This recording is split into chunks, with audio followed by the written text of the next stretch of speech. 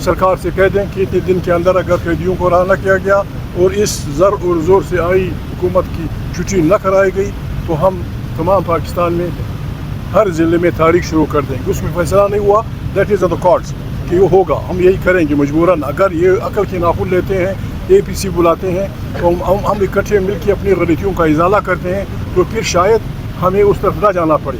और अगर उस तरफ हमें जाना पड़ा और जाए या ना जाए, ये alliance along with Tehreek Insaf हम इस इरादे से हैं कि हमने इस ज़र और ज़ोर की बुनियाद पर लाई गई हुकूमत को हर सूरत में छुट्टी कराएंगे। पहले कोशिश हम करेंगे कि अंडरस्टैंडिंग से हो, तरीके से हो, माहौल से हो।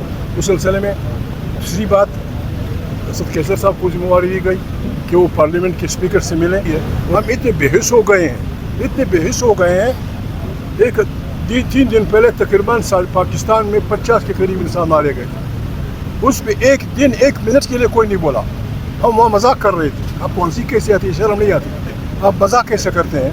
खुरम में लोग मरे थे, कालाबाग में लड़ाई जारी थी, खैबर पख्तूनख्वा में बंदूकें और फौज लगी हुए लोग लड़ रहे हैं। बलूचिस्तान की तो हालत आपने देख रहे हैं, हमारे पश्तूनों में, बलोचों में, सिंधियों में, पंजाबियों में ऐसे ख़ानदान हैं कि वो हर इक़्तिदार के साथ होते हैं।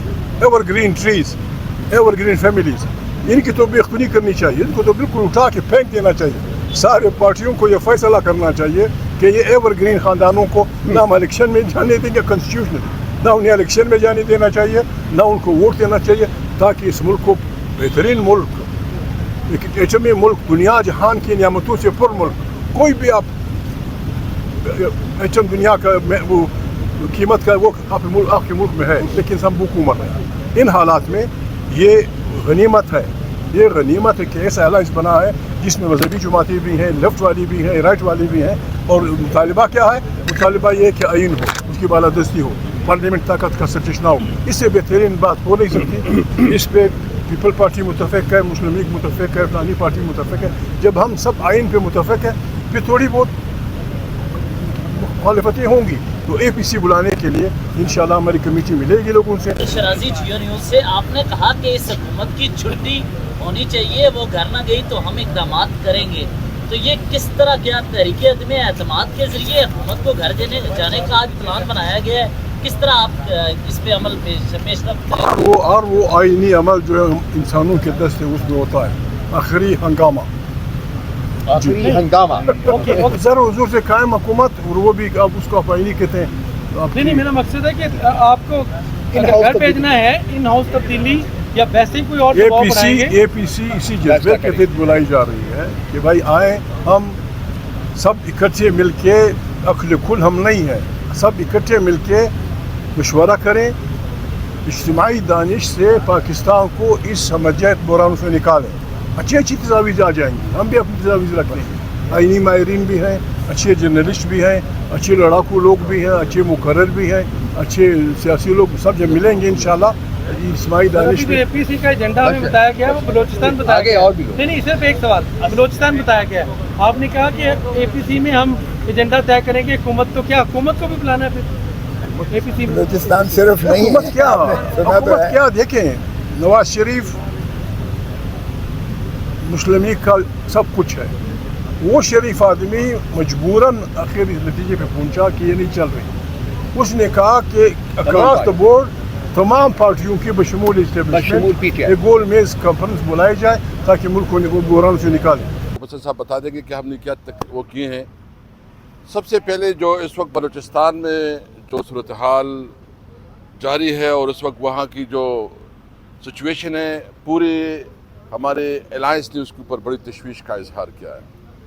और हमने फैसला किया है कि एक तो हम स्पीकर साहब से मिलेंगे और उनको रिक्वेस्ट करेंगे कि बलूचिस्तान के हवाले से सैर हासिल पास होनी चाहिए, कम से कम 2 दिन के लिए पास होनी चाहिए, और हुकूमत आके आए पार्लियामेंट में बताएं कि वो बलूचिस्तान के बारे में क्या पॉलिसी रखते हैं।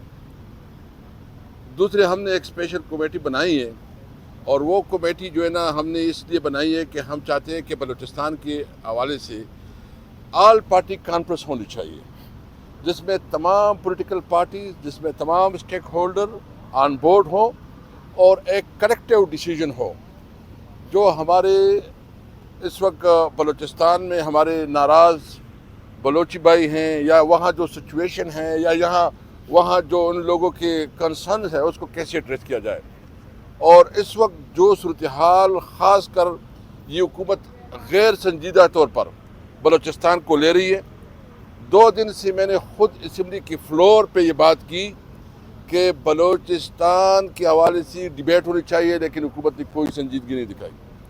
اس سے اندازہ ہو جاتا ہے کہ جو اختر مینگل صاحب جیسے ایک ماڈریٹ شخص جو قومی اسمبلی کا ممبر ہے اور جو سابق وزیر اعلیٰ رہے ہیں، انہوں نے اس حالات سے مایوس ہو کے استعفیٰ دیا.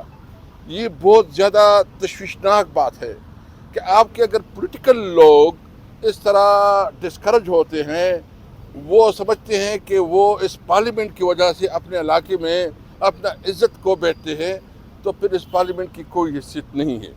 اس لیے ہم کیٹیگریکلی یہ کہنا چاہتے ہیں کہ حکومت کو کہ خدا را اس قوم پہ رحم کرے، اس ملک پہ رحم کرے، اپنی ایگو سے باہر نکلے اور جو اس وقت بلوچستان میں ہو رہا ہے اس کے لیے سنجیدگی کے ساتھ بیٹھک چاہیے.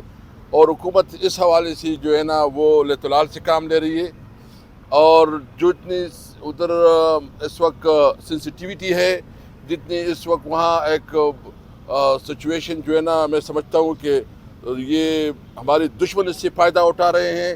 ضرورت اس بات کی ہے کہ پاکستان کی تمام محب وطن قوتیں، تمام سٹیک ہولڈر بیٹھیں، سوچیں اور ایک راستہ متعین کرے. اس لیے آج تو ہم نے یہ طے کیا ہے، اس میں ہم نے ایک کمیٹی بنائی ہے، اور جو ہمارا چیئرمین ہے محمود خان چغری صاحب، اس کی صدارت، اور باقی ہم نے پورے ملک میں، روبسل صاحب اس کی شیڈول بتا دیں گے آپ کے سامنے، پورے ملک میں ہم نے یہ طے کیا ہے کہ ہم پورے ملک میں اب نکل رہے ہیں. ہمارے جلسے ہوں گے، ہمارے بارز ایسوسیشن میں خطاب ہوں گے، اور ایک دن ہم تعین رکھیں گے، کیونکہ ہم نے اس پہ مزید بھی کمیٹی کو ٹاسک دیا کہ وہ کون سا دن ہونا چاہیے جس میں ہم پوری ملک میں احتجاج کریں گے. کیونکہ اس وقت جو بلوچستان کے علاوہ جو غربت اور مہنگائی جو بڑھ رہی ہے، جو مایوسی بڑھ رہی ہے، جو ملک میں لاقانونیت بڑھ رہا ہے، جو امن و امان کی صورتحال ہے، ضرورت اس بات کی ہے کہ عوام کے ساتھ رابطہ کیا جائے.